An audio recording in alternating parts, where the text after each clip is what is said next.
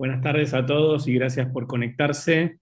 Este es un nuevo seminario web del Comité de Cirugía Videoendoscópica y Mini-Invasiva, que como ustedes saben, la temática de este año es tratar de acercarles las soluciones de encumbrados expertos a problemas o a patologías relativamente prevalentes. Y en este caso, la Comisión de Coloproctología ha seleccionado un tema que a mi juicio es sumamente interesante y va a contar con disertantes con mucha experiencia en el tema.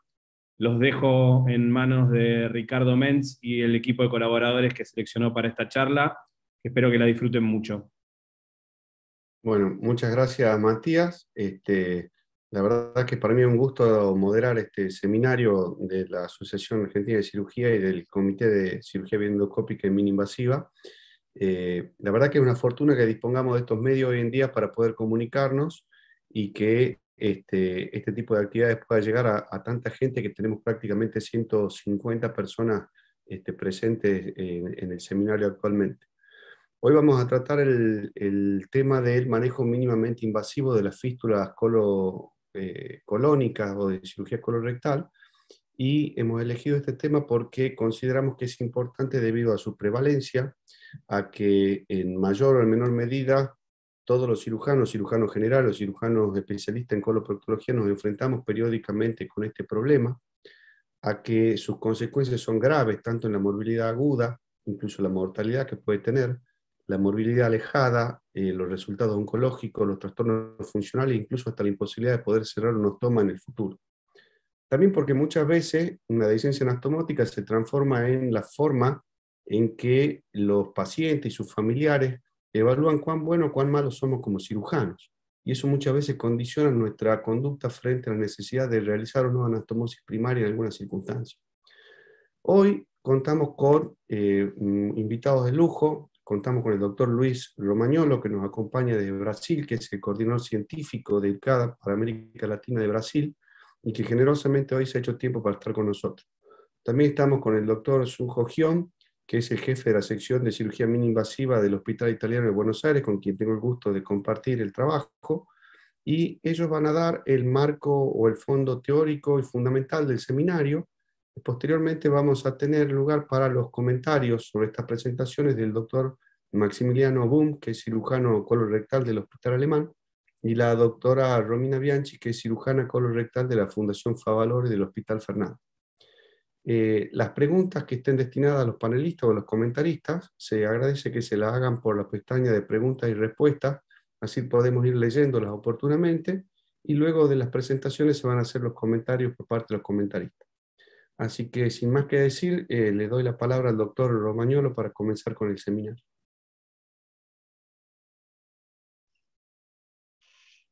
Gracias, Ricardo. Primero, buenas noches. A mí me gustaría felicitar a todos pela como es ahora con el sistema de transmisión con Zoom, podemos hacer llegar a las personas de todo el mundo, en 120, 130, 200 personas en poco tiempo, más fácil. Me gusta siempre viajar, mas muchas veces tenemos que hacer eso. Então, felicitar a todos pela oportunidade. É sempre um honor poder compartilhar com todos os amigos, falar um pouco sobre as especialidades, como temos os nossos problemas acá em Brasil, acá no Hospital de Câncer de Barretos, onde temos volume de cirurgia coloretal altíssimo, oncológica. Então, para mim, eu tenho que falar sobre tratamento minimamente invasivo de fístulas coloretales. Eu vou tentar falar sobre dehiscencia anastomótica, como podemos tratar, não somente tratar, mas também como vamos identificar os problemas e como vamos conseguir ter produtos finais muito buenos, como pacientes em sua casa, pacientes bem, sem estoma também. Então, eu gostaria sempre de mostrar esses dois vídeos. À esquerda, temos um vídeo, que é um vídeo que nunca gostaríamos de encontrar, é quando temos o teste de fuga positivo. Esse teste é o que vamos fazer. Este é o primeiro problema, que sempre quando terminamos a cirurgia, temos que fazer o teste para ver se temos fuga. E o que vamos fazer? Um ponto, fazer outra anastomose.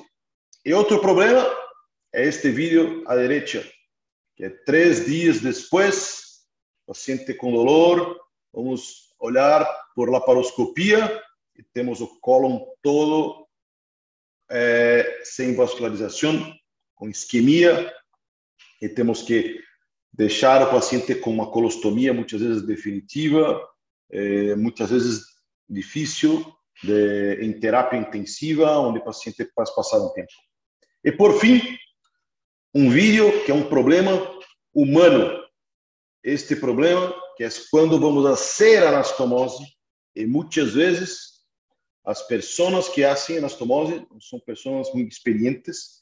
Este vídeo se vê quão difícil é, me dá até dificuldade de falar com quanta força está sendo, e por isso podemos ter problemas de fuga anastomótica.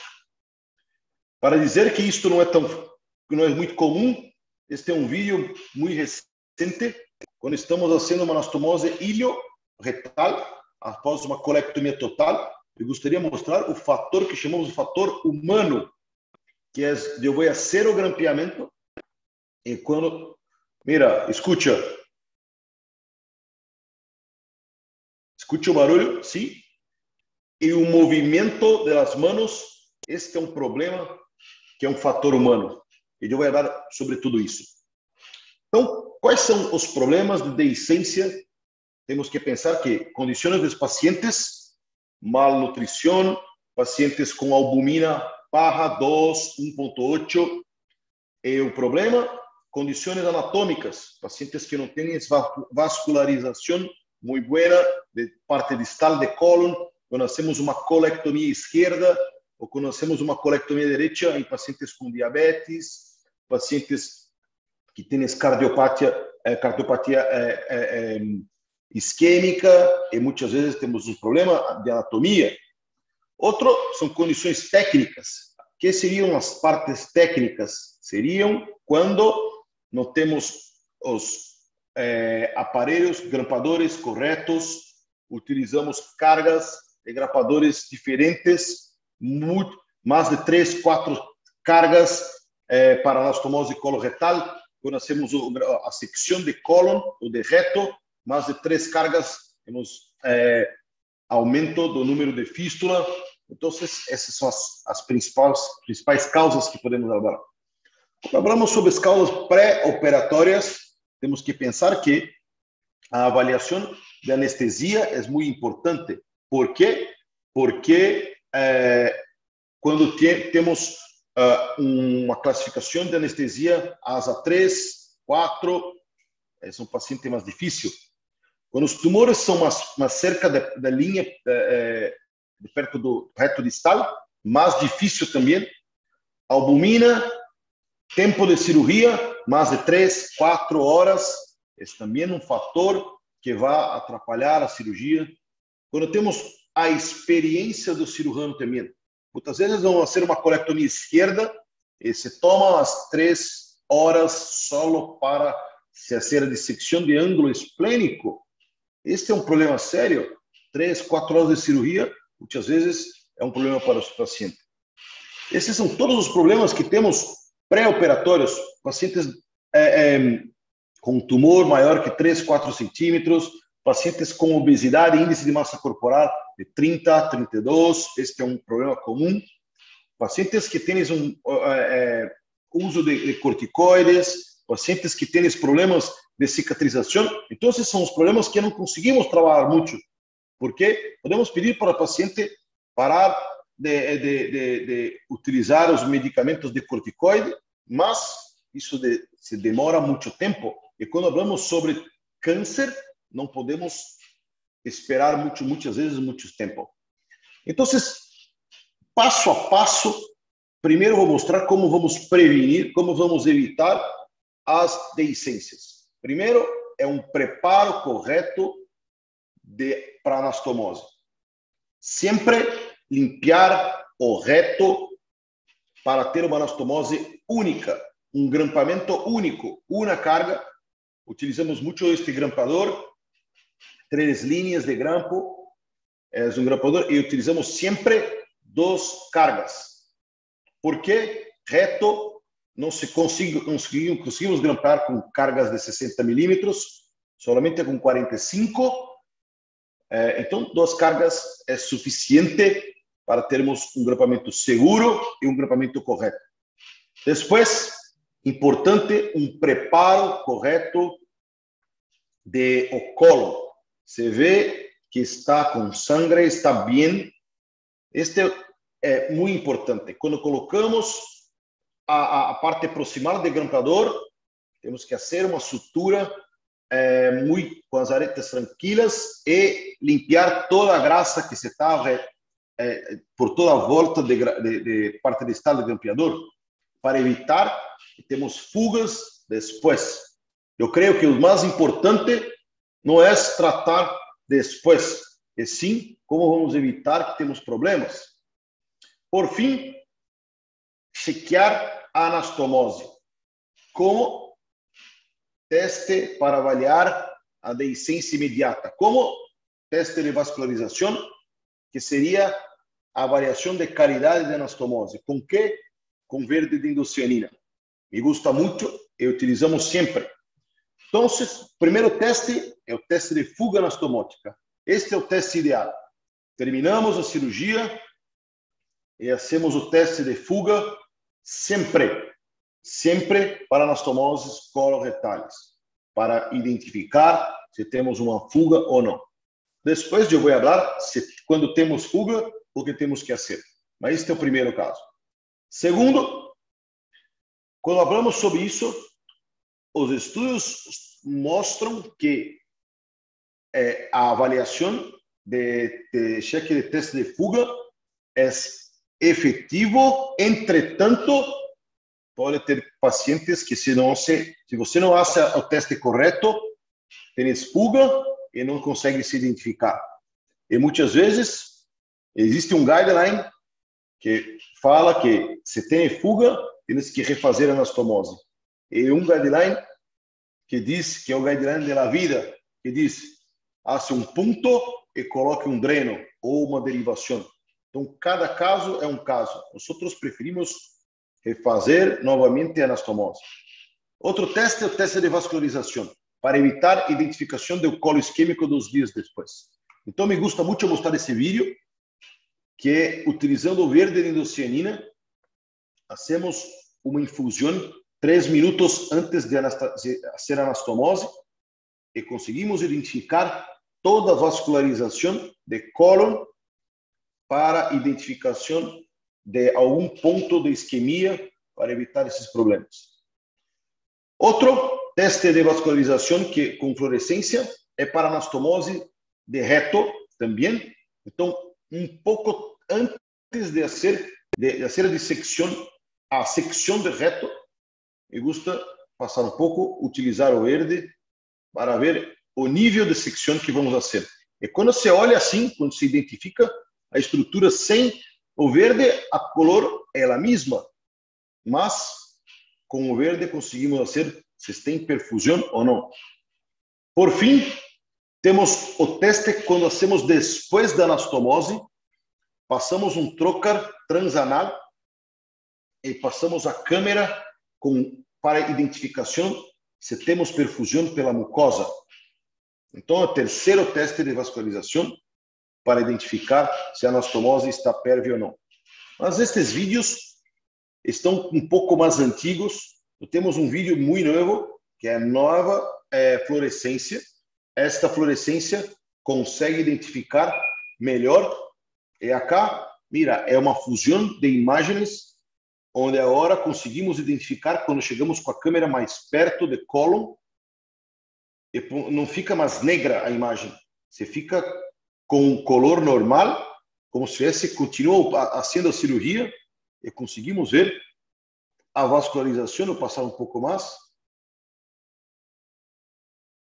É isso. Mira, conseguimos ver o cólon e depois conseguimos ver o reto vascularizado.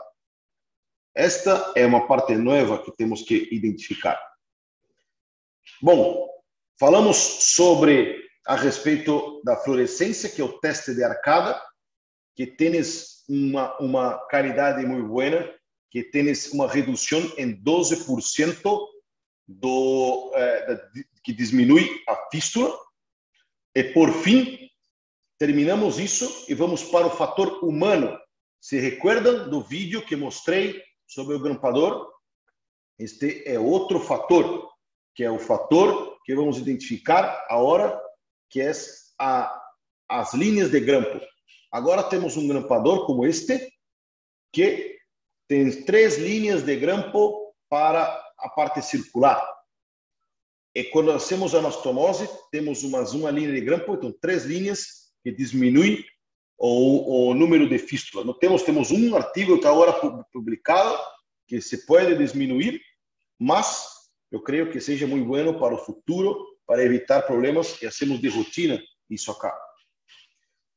Outro teste muito importante que utilizamos, não é teste, é um novo grampador, é este grampador agora, que é um grampador elétrico. É um grampador onde não temos nenhum tremor, e vou mostrar agora no vídeo. Consegue ver?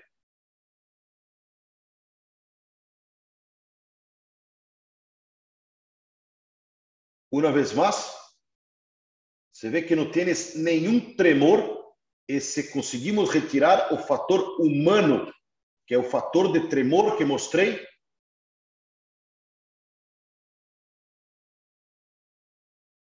e quando se termina, tens chequeado acá em verde que está grampeamento correto. Ao final, o que hacemos? Hacemos uma avaliação de anastomose com um endoscópio flexível. É assim conseguimos identificar a qualidade da anastomose. Se tens um sangrado, você pode colocar um clipe e, por fim, identificar se tens uma perfuração. E sabemos que temos de Alessio Pigassi uma gradação de tipo de anastomose. Quando temos mucosa isquêmica, quando temos mucosa perfeita, isso nos tem uma avaliação melhor da cirurgia e conseguimos identificar se a anastomose está correta. Para quê? Para evitar este problema. 2, 3 meses depois, vamos fazer uma colonoscopia e temos um sinus ou uma deiscência que separou e se formou uma fístula e não sabemos como vamos tratar isso. Então, este é um vídeo muito importante que gosto de falar sobre isso. Mas a pergunta é: como vamos tratar minimamente invasivo? Quanto custa uma fístula? Caro. Esses são os números com 16% de mortalidade. Como vamos falar sobre isso? Podemos tratar com o quê? Com o endosponge. É uma técnica maravilhosa, onde podemos colocar uma esponja transanal, quando temos uma fístula, e com um aspirador a vácuo, conseguimos identificar e tratar a fístula sem necessidade de uma intervenção minimamente, uma intervenção como mesmo laparoscopia, como uma intervenção mais agressiva. E os números mostram que é factível, mas é caro. Tienes um fator que trabalha muito bem, mas creio que um endosponge a cada 3 dias que tem que trocar, cambiar, se custa em torno de $1.500 a $2.000. Então, se vamos fazer um tratamento de 10, 20 dias, quanto vai custar isso? Eu creio que é muito caro. Por fim, mais problemas. Como vamos tratar passo a passo? Então, acá me gusta um resumo. Primeiro, o paciente está taquicardia, o paciente está com hipotensão, temos que estabilizar, temos que deixar o paciente bem. Que tipo de cirurgia vamos fazer? Por laparoscopia, aberta, transanal, vamos fazer. Avaliar que tipo de cirurgia. E este é um vídeo que me gusta mostrar. Muitas vezes, uma fuga, e vamos tratar com o quê? Com uma sutura. Então, um ponto por laparoscopia Podemos utilizar um fio de sutura barbado, um veloc. Podemos fazer isto, colocar um dreno, mas tens que saber caso a caso que tipo de cirurgia que vamos fazer. Fazer uma sobressutura transanal, entramos com um afastador Lone Star, quando temos nós somos muito barra, e por fim, hacemos pontos transanal para tratamento dessa fuga. Que mais? Estômago, fazer uma colostomia ou uma ileostomia. Quando vamos fazer isso? Caso a caso. Muitas vezes temos uma colectomia direita e 3 dias depois, 4 dias, no 5º dia, paciente com febre, taquicardia, entramos por laparoscopia, identificamos só um ponto pequeno, damos um ponto e uma ileostomia de derivação. Que mais? Convertir. Sempre convertir para evitar um problema mais grave. Esse é o problema sério que é quando convertir.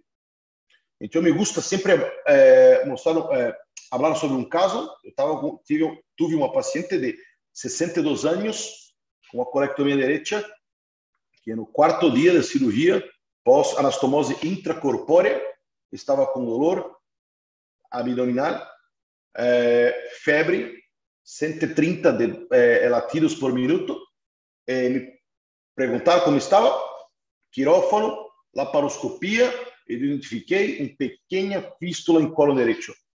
Laparoscopia, identifiquei, fiz toda a limpeza da cavidade, identifiquei o ponto, fiz uma sutura e consegui fazer uma ileostomia de derivação. E evitei um estômago que muitas vezes, como uma colostomia definitiva, você pode ter problemas depois, ou uma laparotomia exploradora. Mas a conversão sempre foi possível e sempre estava pensando como fazer. Outro problema é sobre essa anastomose que eu mostrei aqui, que é a sobressutura. Este é um ponto, vou repetir esse vídeo novamente porque é um ponto muito delicado. Muitas vezes não é fácil fazer, porque temos que trabalhar uma ergonomia diferente. Outra coisa é, muitas vezes vamos fazer esse ponto e se pode piorar. Então, tem que ter treinamento de sutura, treinamento específico para fazer essa anastomose. E, por fim, depois que hacemos esse ponto, temos que pensar, vamos fazer uma colostomia ou não? E, para terminar, me gusta sempre falar sobre este tema, que é pedir ajuda sempre. Sempre. Muitas vezes esses casos acontecem quando vão se parecer 3 da manhã, 4 da manhã, ou um domingo, ou um sábado, e tens que ter uma equipe com treinamento, um câmera que vai ajudar, um anestesiólogo que tem treinamento para colocar a cirurgia, porque se não tens uma equipe treinada com vocês, não tens como mais ninguém para fazer esse treinamento. Então, este passo a passo é como hacemos quando temos um treinamento. Utilizamos endosponge muito pouco, porque é caro. A maioria dos casos é abordagem por laparoscopia, quando possível, e identificar caso a caso. Não existe o melhor tratamento. Existe o tratamento específico para cada paciente. Então, esta aqui era a mensagem que eu queria deixar para falar sobre minimamente invasivo, como hacemos acá, e para caso a caso. Eu estou aberto para perguntas que quieran viver al final. Muchas gracias. Muchas gracias, Luis, por tu presentación. Me encantó la parte final donde hablas de pedir ayuda y de hacerse ayudar en los momentos más difíciles de estos pacientes, ¿no? Voy a darle la palabra al doctor Sunjo Hyun, que nos va a hablar ahora también sobre manejo mínimo invasivo de las fístulas desde la óptica de un cirujano mínimamente invasivo. Adelante, doctor Hyun, por favor. Bueno, buenas tardes a todos. Primero quisiera agradecer la invitación del Comité de Videoendoscópica y Cirugía Percutánea, en nombre de su señor presidente, el doctor Matías Quesada, y por supuesto a los organizadores, el doctor Ricardo Menz, la doctora Romina Bianchi, y es un honor compartir este Zoom con el doctor Luis Romagnolo y también con el doctor Maximiliano Bull. La verdad es que ha sido una brillante presentación, muy exhaustiva, así que en la presentación mía podemos entrar a temas por ahí más específicos de la fístula y de su manejo mini-invasivo.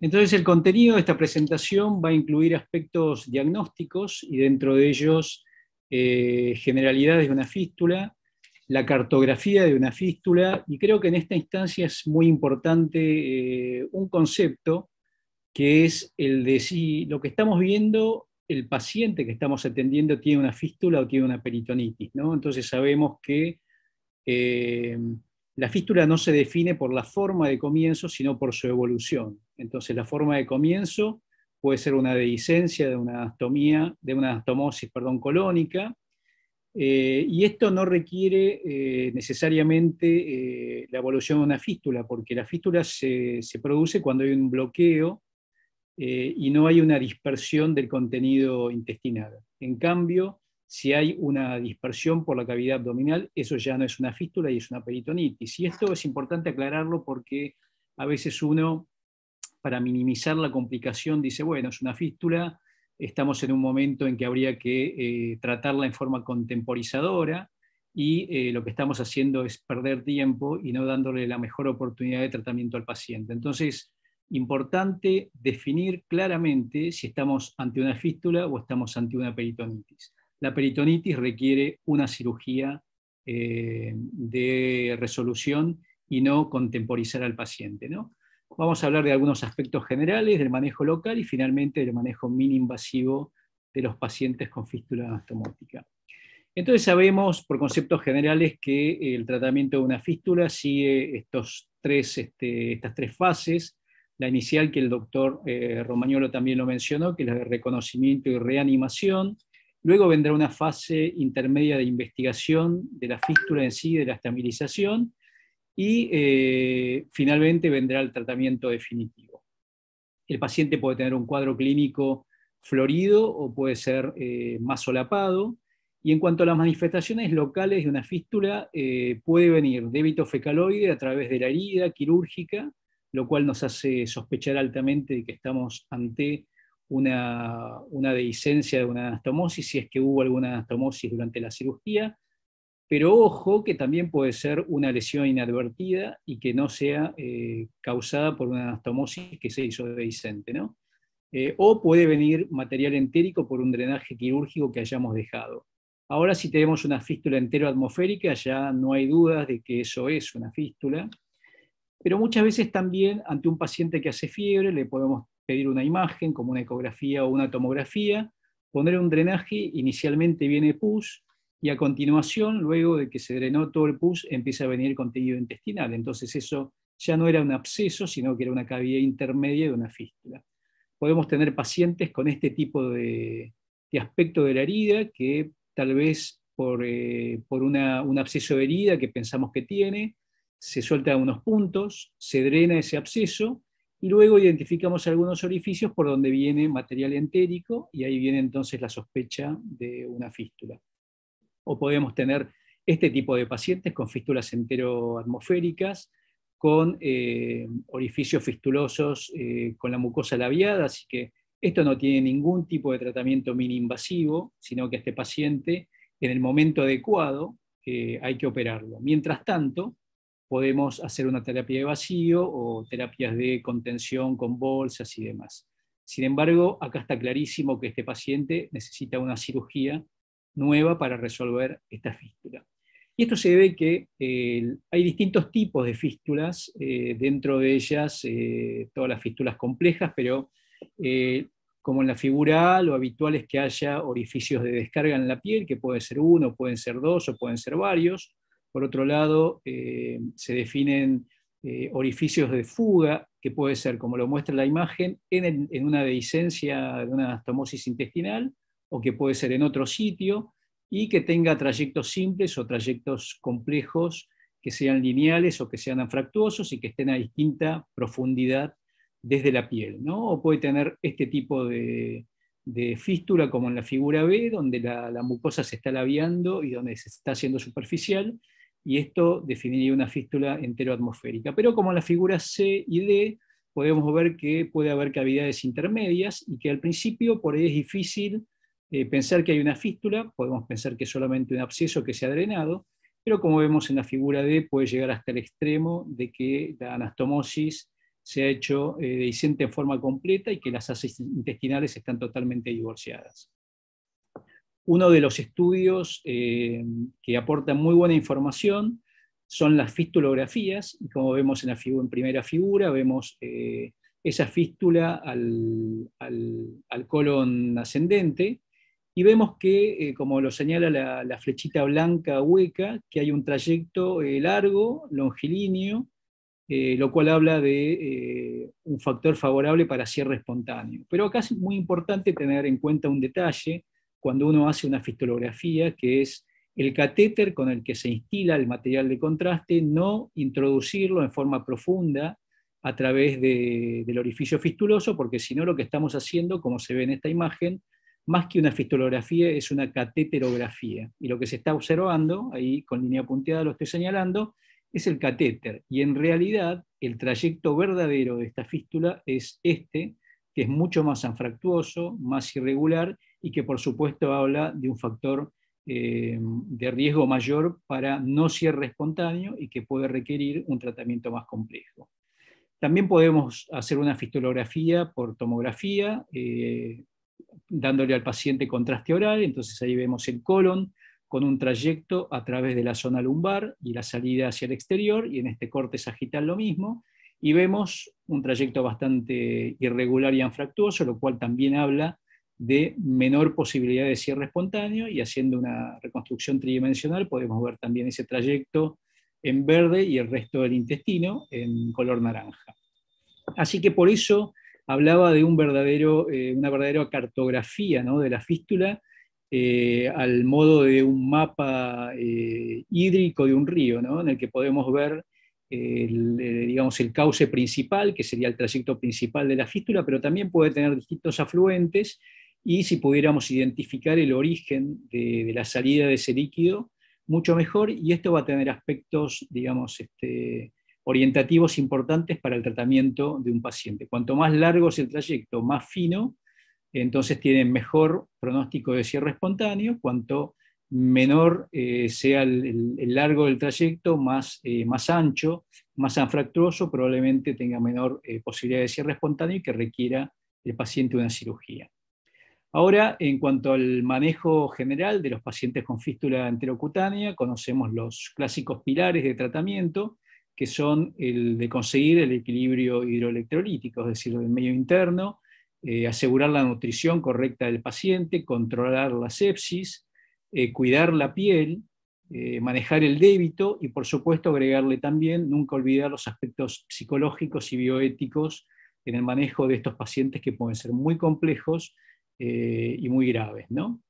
Y en definitiva, los objetivos, creo yo, del manejo mini-invasivo ya de estos pacientes puede ser contemporizador, como para esperar el momento adecuado de una cirugía en el caso de que lo requieran, o puede ser definitivo también.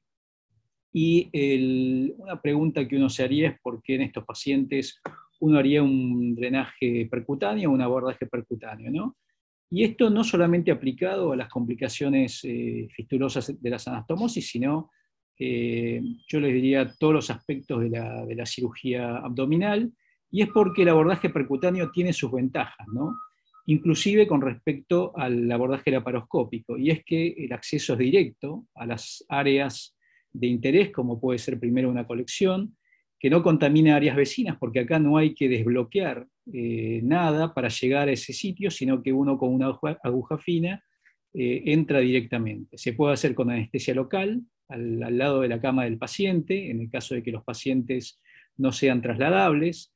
Se tolera mejor, el cuidado de un drenaje percutáneo es más sencillo que el de una laparotomía exploradora en un paciente, la internación suele ser más breve y los costos también suelen ser menores, ¿no? Y es así como digamos, las técnicas percutáneas han alcanzado un nivel de éxito importante y pueden llegar prácticamente a todos los sitios de colecciones en el abdomen. Y esto no es específicamente de cirugía colorectal, pero sí una colección que está ahí detrás del estómago, lateral al hígado. Si una ventana segura, se puede llegar tranquilamente a través de un drenaje transgástrico, y esta es una de las técnicas a las que uno puede recurrir para drenar colecciones. O en esta otra, que también está profundamente en el abdomen y no hay aparentemente ninguna ventana segura para llegar. Si al paciente lo ponemos en decúbito ventral, podemos ponerle un drenaje inclusive a través del músculo lumbar y del músculo psoas, llegar y drenarlo. O en este otro caso, en una paciente que tuvo una cirugía colónica, una resección anterior ultra baja, que hace una colección en lo profundo de la pelvis en el posoperatorio, también podemos ponerla en decúbito ventral y luego poner un drenaje transglúteo, ¿no? Que es un drenaje muy seguro si se hace correctamente, y a pesar de lo que parezca, es muy bien tolerado y prácticamente no produce dolor. O utilizar otras técnicas como en esta colección, que también está ubicada allí, que parece no tener una ventana, y acá podemos recurrir a la aguja curvada, porque el hueso ilíaco no nos dejaba introducir una aguja recta, pero curvando la aguja se puede llegar a la zona, pero tenemos otra dificultad más ahí, que es la presencia del músculo psoas y de la arteria ilíaca, y lo que podemos hacer acá es abrir un espacio mayor, por ejemplo, haciendo hidrodisección. Entonces allí vemos el espacio que se puede crear, instilando destrozado al 5%, y una vez que abrimos esta ventana, un poquito más grande que la anterior, podemos pasar un alambre, colocar un drenaje y resolver esa colección.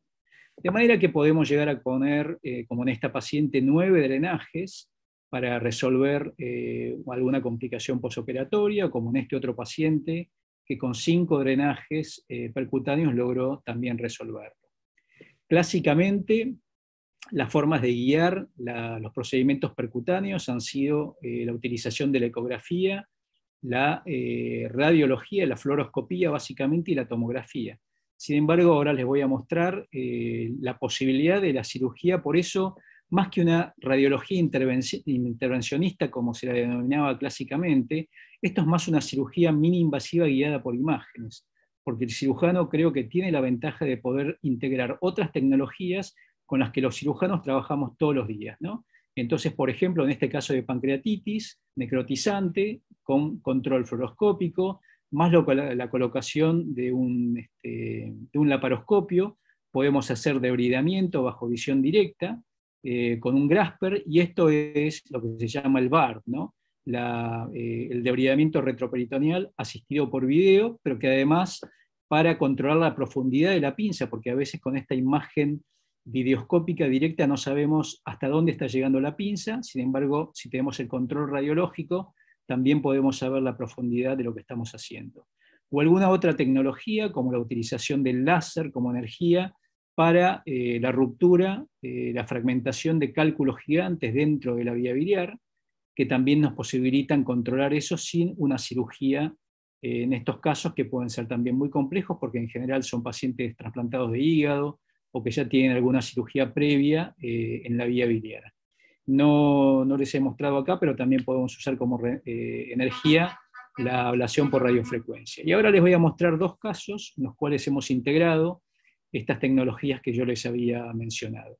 Este es el caso de un paciente operado de un tumor de sigma. Se le hizo una resección colónica con una astomosis colocolónica relativamente alta. Se operó en otra institución y por una evolución posoperatoria algo tórpida fue derivado a nuestra institución, vino con fiebre, así que lo que programamos fue una tomografía con posibilidad de colocar un drenaje. Y acá vemos, para hacer contraste, para contrastar el colon, lo que hicimos fue colocar una sonda rectal, y acá ven el avance del contraste, inspirado por el recto, y cómo llega hasta esta zona. Acá vemos la sutura mecánica, y eso está muy vecino a esta otra imagen, que es la imagen de una colección que aparece en la gotera parietocólica, ¿no? Que la vemos mejor tal vez en este corte axial, y vemos allí la sutura mecánica en el colon, vemos la colección que toma contraste, que fue instilado, digamos, en el colon, y ahí vemos esa conexión que hay entre esta estructura, que es el colon, y esta otra imagen, que es la conexión, ¿no? Evidenciando entonces la dehiscencia a nivel de la anastomosis mecánica que se había hecho en este paciente. Se le colocó un drenaje aquí, se le hizo un lavado profuso, se obtuvo mucha materia fecal. Inicialmente se colocó una sonda K225, que son esos drenajes de avenamiento pleural, que son bastante gruesos. No tuvo buena evolución, o la evolución lo más satisfactoria que uno hubiera esperado, entonces se hicieron recambios de drenaje. Finalmente se colocó un drenaje algo más fino, un drenaje de 14 French, pero el paciente clínicamente no terminaba de resolver, y acá tenemos colección residual con el drenaje colocado, tanto en el corte coronal como en el axial, y en otra tomografía que se solicitó a las 2 semanas, el paciente seguía siendo febrícula, entonces aquí vemos la colección mucho más pequeña, pero que no terminaba de resolver, ¿no? Entonces acá un planteo fue, bueno, si este paciente requería alguna cirugía derivativa, y de hecho se le hizo una colostomía proximal a esta zona, de manera de que la abundante cantidad de materia fecal que se lavaba todos los días, uno pudiera, dicho de alguna forma, cerrar esa canilla y a ver si esto se resolvía. Sin embargo, a pesar de eso, el paciente no terminó de resolver, entonces lo que se decidió, esa colección está más chica, fue...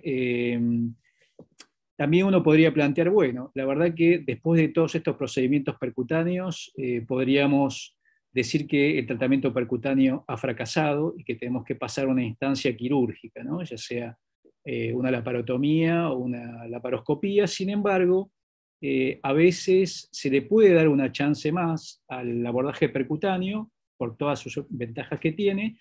Entonces aquí se planteó la posibilidad de hacer otro procedimiento percutáneo, hacer un buen lavado, pero además ver si podíamos tener una visión directa de esta cavidad, porque además estaba la sospecha de que acá, como el paciente tuvo una cirugía previa, de que pudiera haber algún cuerpo extraño. Entonces, bueno, se le hizo a través del drenaje que tenía una cavitografía, y acá podemos dibujar muy bien las características de esa cavidad, que es una cavidad irregular, que tiene extensiones hacia cefálico y hacia podálico.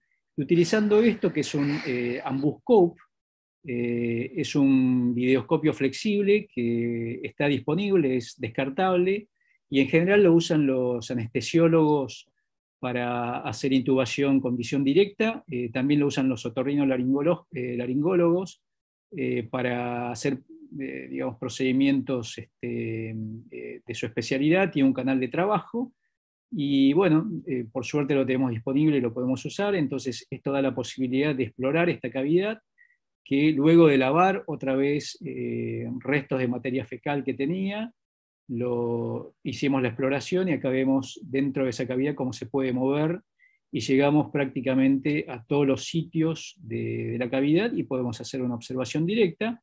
Y para no aumentar el misterio, digamos, ya les voy a mostrar lo que vimos. Y lo que vimos, bueno, fue esto con el ambuscope, y acá se ve un cuerpo extraño, un material que tiene un tejido, con una alta sospecha de que esto es obviamente un aulito, ¿no? Entonces lo siguiente fue, bajo visión directa también, introdujimos una pinza y bueno, extrajimos este material. Adelanto un poquito, y acá tenemos la primera pieza. En realidad salieron 2 piezas de estas características, y con esto la verdad que el paciente resolvió su complicación, que no había podido ser previamente resuelta con los procedimientos percutáneos solamente, pero con el agregado de la videoscopía o de la cavitoscopía pudimos identificar la verdadera causa de esa complicación, ¿no?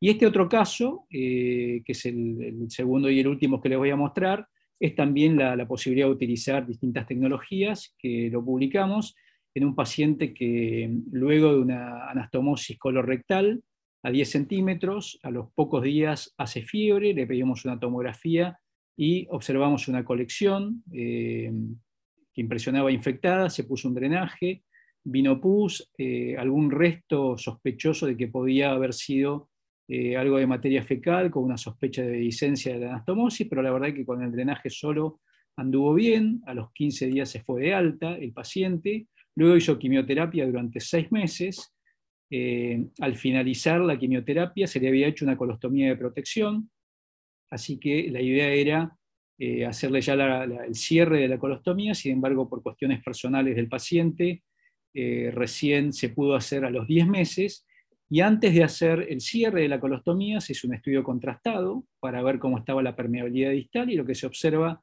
es una estenosis completa a nivel de la anastomosis colorectal, ¿no? Y entonces lo vemos en esta imagen de frente y en esta imagen lateral, y lo que hicimos fue una colonoscopía, digamos, a través del ostoma distal, de la ostomía, de la colostomía, y la imagen desde el colon es esta, y a través del recto se hizo una rectoscopía, la imagen desde el recto era esta, una oclusión completa, ¿no? Entonces acá lo que se decidió fue hacer una punción desde el recto bajo visión directa con el fibroscopio que venía desde el colon, utilizando una aguja de Rosushida, que son las que se usan habitualmente para hacer los shunts portosistémicos en los pacientes que tienen hipertensión portal. Es una aguja de 18 gauge, que viene, el set se llama de Rosushida, que tiene 60 centímetros de largo, pero bueno, esto se puede introducir a través de este rectoscopio. Y entonces acá tenemos el control radioscópico del procedimiento y acá la visión directa de cómo entra la aguja a través de esa zona de estenosis. Luego lo que se hizo fue una dilatación con un balón de dilatación, que se usa también clásicamente para dilatación de estenosis. Y acá vemos también, bajo visión directa colonoscópica, la insuflación de ese balón. Y acá bajo control radioscópico también. Entonces, luego de esa dilatación inicial, que fue esta en la figura a la semana se le hizo una segunda dilatación, y a la otra semana se le hizo una tercera dilatación. Al mes de este procedimiento se hizo el cierre de la colostomía, y ahora el paciente lleva más de un año con esta dilatación, digamos, esta repermeabilización completamente permeable, y sin nuevas complicaciones. Así que bueno, este es un recurso también que se puede utilizar. Y en síntesis, ya para terminar, les diría que las fístulas anastomóticas se tratan según los principios generales de cualquier fístula intestinal, como lo ha mostrado también el doctor Romagnolo y como les mostré en esta presentación. Y la cirugía mini-invasiva guiada por imágenes tiene la posibilidad de integrar distintas técnicas, pero con un mínimo de morbilidad, ¿no? Comparado con un abordaje quirúrgico. Y estas técnicas que se utilizan habitualmente son la radiografía, la ecografía, la tomografía, pero también la videoscopía y formas de utilización de energía como el láser o la radiofrecuencia. Y con todo esto, lo que podemos hacer desde el punto de vista mini-invasivo es un tratamiento contemporizador para poner al paciente en condiciones, desde el punto de vista infectológico y nutricional, para llevarlo a una cirugía, si es que hiciera falta, o como hemos visto en estos casos, la verdad que el tratamiento puede ser definitivo también desde el abordaje mini-invasivo. Con esto termino. Muchísimas gracias por su atención. Bueno, muchísimas gracias, doctor Gion. La verdad que es un paseo extenso, digamos, por una infinidad de situaciones complejas y difíciles de resolver. Para seguir con el programa del seminario, quisiera darle la palabra a la doctora Romina Bianchi para los comentarios de las charlas, por favor. Bueno, gracias Ricardo.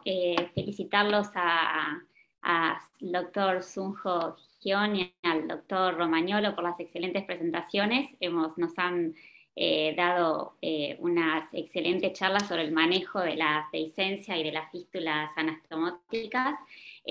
Mis comentarios van a ser breves y dirigidos más a la audiencia. Este es un seminario que va dirigido a la Asociación Argentina de Cirugía, así que la mayoría van a ser residentes de cirugía o algunos fellows de cirugía. Así que hablarles un poco de que el manejo de la cirugía colorectal, por suerte, en los últimos años ha evolucionado en cuanto a la seguridad, y esto se debe gracias al advenimiento y al manejo en el preoperatorio, como bien lo dijo el doctor Romagnolo, al advenimiento de la terapia antibiótica y al manejo postoperatorio, y también al advenimiento de todas las técnicas mínimamente invasivas, pero sin embargo las complicaciones siguen ocurriendo y esto tiene gran impacto en la mortalidad de todos los pacientes, y es por eso que estamos haciendo este seminario. Y si uno hila todas las complicaciones que pueden tener la cirugía colorectal, que van desde el sangrado, la fístula, la dehiscencia, las estenosis, claramente las dehiscencias, y sobre todo si tratamos enfermedades oncológicas, tienen un impacto en la mortalidad, porque esto lleva claramente y tiene relación con la recurrencia del cáncer. Por lo tanto, es muy importante aprender a manejar, y dentro del manejo, cuando uno se pone a leer los distintos papers, se da cuenta de que uno tiene que definir cuál es hacer una definición de la dehiscencia o fístula, y no hay una clara definición. Cuando uno lee se encuentra con que cada uno le da una definición distinta, y acaba la primera pregunta: ¿cómo definirían dehiscencia? Y si esa dehiscencia la definen desde el punto de vista clínico, radiológico o en el intraoperatorio, o utilizan los 3 pilares para definirlo, sobre todo para la audiencia. Creo que el pilar fundamental es la definición más bien radiológica, porque es importante llevar al paciente o manejarlo desde el punto de vista, o llevarlo al quirófano si es la resolución que vamos a tomar, teniendo ya una definición de la fístula en sí. Entonces, si vamos a definir cuál va a ser el tratamiento mínimamente invasivo, que como bien hablaron ustedes, puede ir desde una técnica con drenaje percutáneo hasta una técnica mínimamente invasiva desde el quirófano o no, se define puntualmente identificando cuál es el origen de la fístula. Entonces uno se debe basar no solamente en la clínica, sino en el diagnóstico basado en las imágenes, y luego en el diagnóstico en el intraoperatorio. Y una vez que tenemos el diagnóstico, uno puede decidir entre, y acá va otra de las preguntas, porque no hablamos mucho, que qué hacer con las fístulas subclínicas o las dehiscencias subclínicas. Si se hace algo o no, porque esas están, muchas veces hacemos exámenes radiológicos por otras causas y aparece la dehiscencia. Entonces, para la audiencia también definir esto. En este caso, ¿qué harían ustedes? Y después definir qué hacer con aquellos abscesos que son muy chicos. Muchas veces los pacientes tienen abscesos pequeños, menores a 3 centímetros, y hay quienes indican tratamiento antibióticos, hay quienes indican por ahí un drenaje percutáneo, y hay quienes directamente drenan el absceso y no ponen ni siquiera un drenaje percutáneo. Y finalmente, cuando uno decide la cirugía, si bien hablaron de la técnica de la cirugía y la decisión de decir, bueno, cuándo operar y si hacerlo en forma mínimamente invasiva, vi que el doctor Romagnolo también ya mostró no solamente técnicas laparoscópicas, sino robóticas, porque él tiene la posibilidad de hacer cirugía robótica. La importancia de decir, bueno, hasta cuándo avanzo con la cirugía laparoscópica del robot, y cuando digo hasta acá llegué con el robot o la cirugía laparoscópica y convierto al paciente. Gracias por este seminario y gracias por permitirme los comentarios. Bueno, muchas gracias, Romina. A ver si puedo resumir. Hiciste 4 preguntas. 1, definición de fístula o dehiscencia anastomosa. 2, qué hacer con dehiscencias subclínicas. 3, qué hacer con abscesos menores de 3 centímetros o pequeños y cuándo convertir. Exacto. Adelante, doctor Romagnolo o doctor Gion, el que quiera responder las preguntas.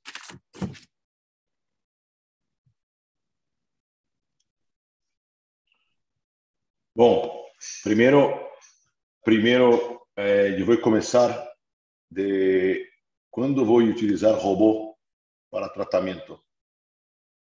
Difícil, porque temos robô acá, mas o problema é que é caro. Vamos ter que fazer uma reabordagem de paciente com robô, de uma dehiscência. Não, muitas vezes entramos por laparoscopia. Então, difícil, eu creio que eu não tenho nenhum caso que reabordei por robô por fístula. Então, laparoscopia. Não vou utilizar uma plataforma cara porque é mais fácil ser o tratamento, porque muitas vezes, quando utilizamos a plataforma, temos que estar seguro que vai ser perfeita do começo ao fim. Vou utilizar, faça uma laparoscopia, um robô e depois não precisamos. Gastei quase $2.000 só para abrir drapes, para utilizar as pinças e não. Então, laparoscopia como reabordagem. Na maioria, eu não tenho nenhum caso de reabordagem por robô. Segundo, um problema que eu penso muito que é a diferença de fístula e de essência. Eu creio que um conceito muito claro em cólon direito é um problema muito sério que é assim, quando nós temos anastomose intracorpórea, é que vamos cerrar a anastomose, fechar a brecha, fechar a ventana que deixamos, aquele ponto posterior, muitas vezes não conseguimos enxergar e vamos terminar o ponto.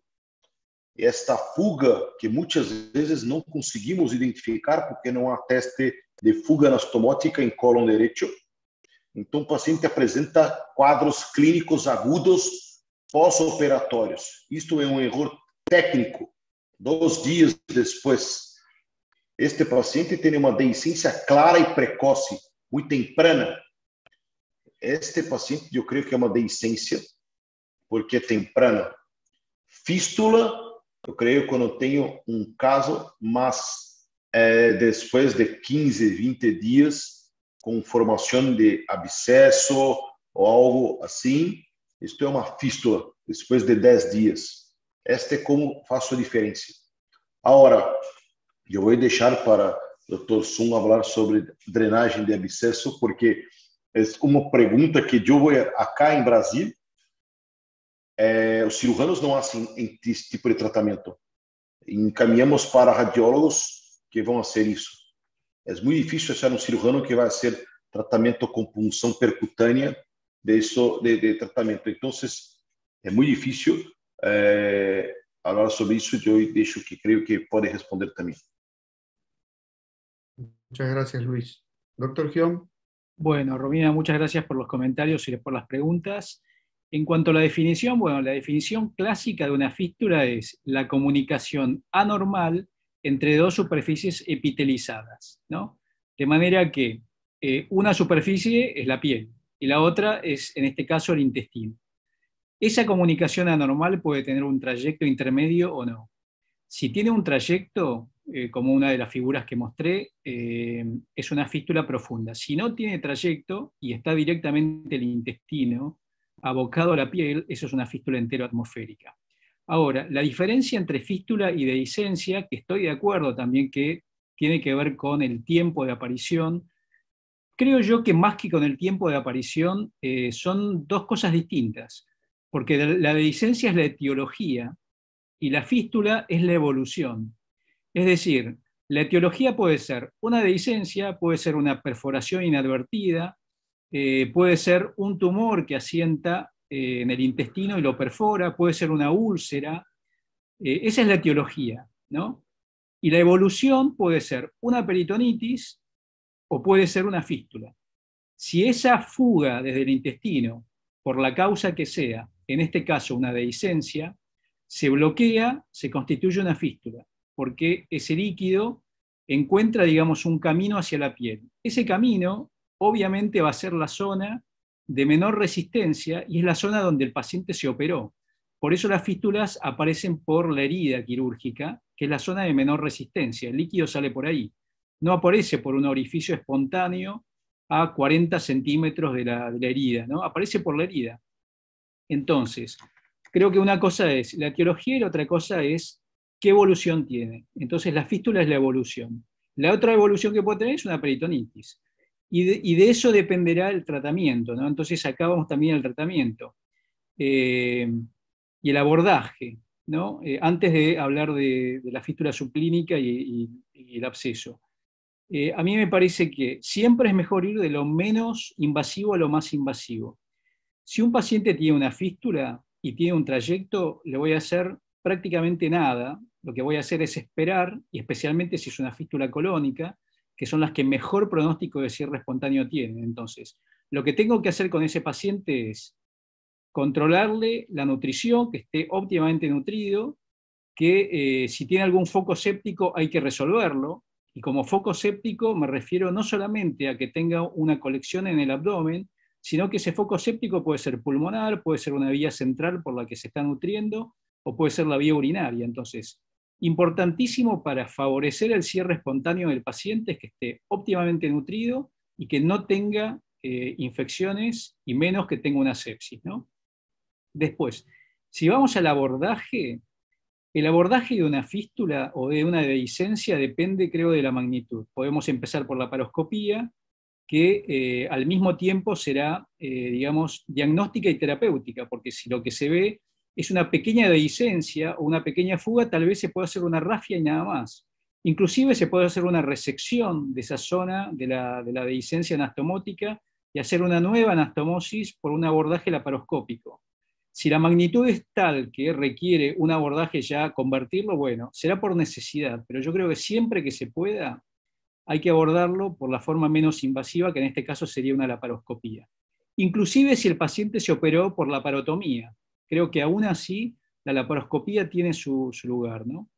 Y en cuanto a, bueno, la fístula subclínica, si uno ya la tiene, digamos, diagnosticada por una fistulografía, si tiene una fístula subclínica, lo más probable es que no sea una fístula, digamos, muy importante, ¿no? Entonces eso tal vez se puede expectar y hacer tratamiento menos invasivo. Y finalmente, bueno, los abscesos chicos, si bien el concepto general, como lo dijiste, Romina, es una colección de menos de 3 centímetros, no se drena, se punza tal vez para obtener material y mandar a cultivar. A mí me parece que si tiene una colección y pusimos una aguja, pasamos un alambre y le ponemos un drenaje. Si son muy chiquitas, 2 centímetros, ni siquiera entra el drenaje, entonces ahí no le ponemos un drenaje. Pero si tiene 3 centímetros o 3 centímetros para arriba, 100% va un drenaje. Eso de aspirar una colección es garantía de que se va a volver a formar al día siguiente. Entonces, donde yo puse una aguja, siempre que se pueda, dejo un drenaje. Bueno, muchas gracias, Sunjo. Quisiera darle la palabra al doctor Maximiliano Boom, que nos haga los comentarios sobre las presentaciones, por favor. Adelante, Maxi. Bueno, muchas gracias, Ricardo, Romina, por la invitación. Felicito a Luis y a Sunjo por las conferencias excelentes. Voy a tratar de ser breve para dar lugar a las preguntas, y yo tomé algunos puntos de las charlas de ellos como para destacar. Como decía Romina, hay gente en formación y me parece muy importante destacar algunas cosas. El primer punto, y que lo decía Luis en su charla, es el tema prevención, y ahí tomando un poco un par de videos que mostró Luis, y que ya hemos tenido los mismos tipos de complicaciones, ya sea las isquemias de segmentos descendidos. Ahí hay que tener mucho cuidado con la extracción de los mesos, y sobre todo en pacientes obesos cuando hacemos cirugía laparoscópica, cuando vamos a hacer la ligadura de los mesos, hay que tener cuidado, y quizá la herramienta de las anastomosis intracorpóreas para evitar extracciones en esos mesos en extracción de piezas puede ser una buena medida de prevención.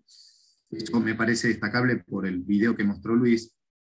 El otro punto es pedir ayuda. Esto es importante. Ahí vos hablabas, Ricardo, del concepto del trastorno que genera en el cirujano la complicación y cómo nos afecta y cómo se sesga uno en evaluarlo y en tomar rápidamente la decisión de reoperar al paciente o de tomar alguna actitud terapéutica. Y esto es muy importante, que uno pueda trabajar en equipo y que pueda descargar en sus compañeros la opinión para tomar conductas. Esto me parece un punto muy importante. Y en ese contexto es que nosotros, que hacemos en el hospital mucha cirugía laparoscópica, y la gran mayoría de nuestras intervenciones en cirugía colorectal es laparoscópica, nosotros somos muy intensivos en el tema de reoperar rápidamente a los pacientes. Tenemos una amplia experiencia en relaparoscopía temprana, pudimos publicar nuestros resultados este año, y me parece una herramienta muy importante la relaparoscopía para la resolución de fístulas anastomóticas. Hay un poco, Sunjo hablaba de los momentos de lo que es dehiscencia o fístula, y la gran mayoría de las fístulas anatomóticas de cirugía colorectal se van a dar en forma temprana y ese paciente va a requerir una cirugía. El 70 a 80% de los casos, o por lo menos en nuestra serie de más de 2.000 pacientes, son tempranas, es decir, en los primeros 5 o 7 días, y esos pacientes se resuelven en forma activa quirúrgica. Y la gran mayoría de las veces, si pudimos tener una cirugía inicial laparoscópica, lo vamos a poder resolver en un 80% de los casos por vía laparoscópica. Entonces la relaparoscopía me parece una herramienta terapéutica que minimiza un poco todas las consecuencias, ¿no?, sociales y del paciente por haber tenido una dehiscencia. Y también es una herramienta diagnóstica, porque muchas veces también tenemos laparoscopías blancas, por ser tan intensos, digamos, en buscar la complicación, y muchas veces es una herramienta incluso que suplanta la tomografía. Y cuando estamos con dudas, que pedimos una tomografía, que lo esperamos al paciente, y muchas veces hacer una relaparoscopía temprana nos va a dar el diagnóstico directo y muchas veces tiene mayor sensibilidad que la tomografía. Corriendo el riesgo, claro sí, de tener una laparoscopía blanca. Me parece que querría destacar este punto también. Y después yendo ya a lo que es la fístula crónica, que eso es en la menor cantidad de pacientes, sobre todo nosotros lo vemos mucho en cirugía de recto, que el paciente está muchas veces defuncionalizado, y por ahí la dehiscencia, la fístula es insidiosa, y en ese caso sí, uno hace el diagnóstico tardío por un absceso que requiere un drenaje transglúteo o transabdominal. Ahí sí entran a correr todas estas alternativas técnicas y que hoy nos brinda la cirugía percutánea, la endoscopía, y ahí destaca un poco el rol que tenemos nosotros como cirujanos en el manejo de estas tecnologías. Nosotros como cirujanos colorectales tenemos que tratar de estar involucrados en la endoscopía. Hemos tenido casos de resolución de dehiscencias con stents, con colocación de stents. Hoy en día se pueden colocar stents de recubiertos. Hay stents biodegradables en el comercio que se pueden utilizar. Podemos colocar sistemas Ovesco. Podemos hacer incluso tratamiento de fístulas por vía percutánea, sellándolas con histocril. O sea, hoy en día tenemos un montón de opciones para esta fístula que es tardía. Por eso es importante este escenario que nos plantea Sunjo, digamos, entender bien el momento en el cual uno va a tratar la fístula y qué herramienta terapéutica va a tratar. Repito, en general va a ser la relaparoscopía, si podemos hacer esta técnica como tratamiento, y después viene todo el rol de la cirugía percutánea, la endoscopía, y nuestra intervención como cirujanos en la toma de decisión y a intervenir directamente en la terapéutica de esa fístula. Me parece que son puntos a destacar. Creo que me había anotado alguna otra cosita más, pero creo que nada más. Pero es importante conocer todas las herramientas tecnológicas que tenemos hoy en día para manejar esto, y tratar siempre de pedir ayuda, porque muchas veces uno se sesga cuando tiene esta complicación y no toma las decisiones a tiempo. Bueno, muchas gracias, Maxi, por tus comentarios. Ya para ir cerrando, tenemos 3 preguntas del auditorio, y las 3 preguntas están dirigidas principalmente al doctor Romagnolo. La primera pregunta dice si encuentra alguna alteración en el verde de indocianina. ¿Cómo sigue ese caso? Estimo que la pregunta hace cuando se hace la anastomosis si no se produce, digamos, no se ve con el verde de indocianina la adecuada irrigación del cabo descendido. ¿Cómo continúa en esa situación?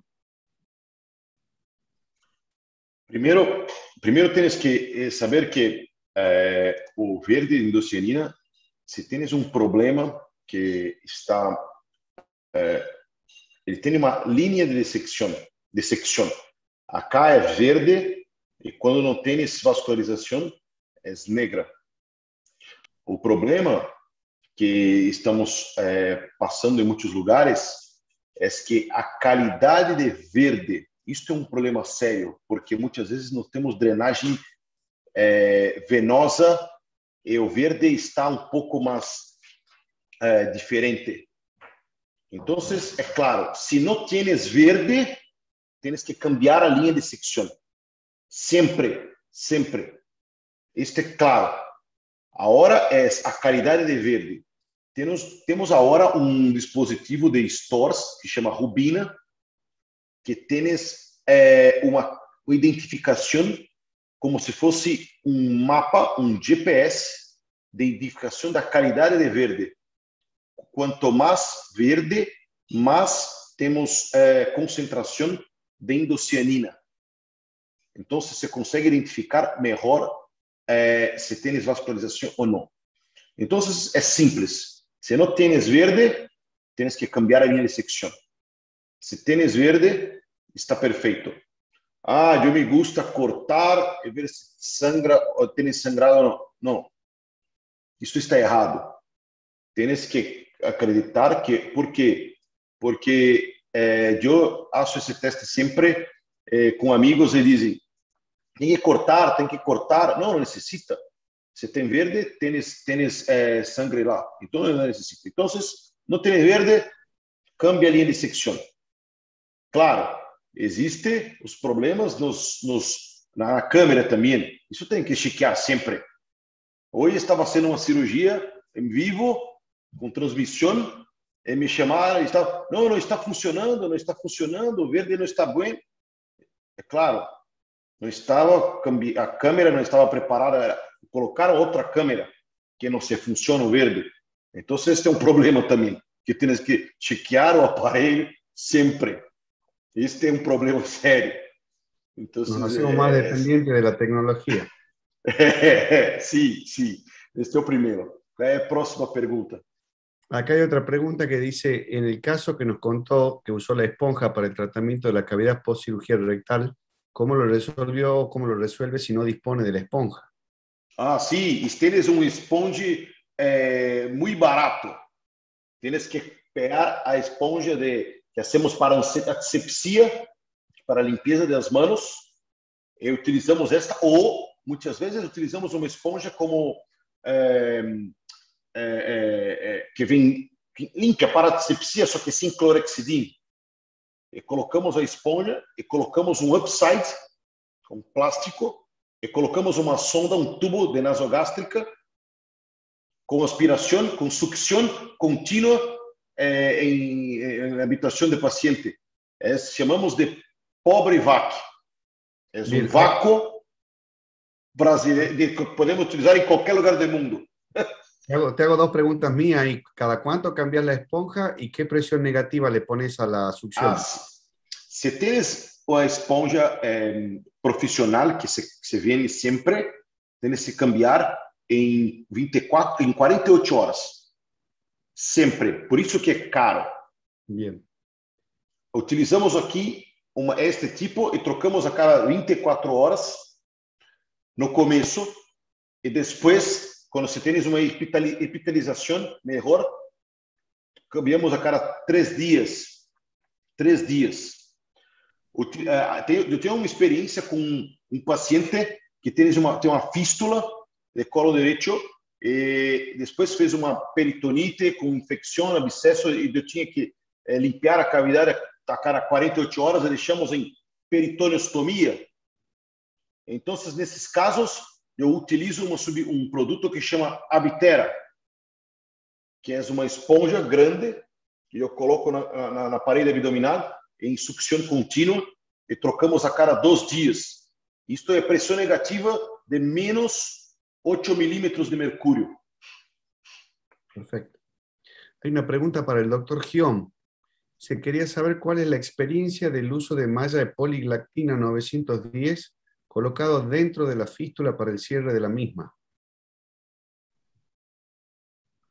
Bueno, yo experiencia personal no tengo, pero está descrita la malla de poliglactina, también está descrito el uso de dermis acelular de cerdo, la utilización, como mencionó el doctor Romagnolo, de Spongostan, que se puede colocar en forma de pequeños cilindros como si fueran cigarrillos, o se puede hacer pasándolo con una llave de 3 vías entre 2 jeringas y hacer una suerte de gel, se puede inyectar.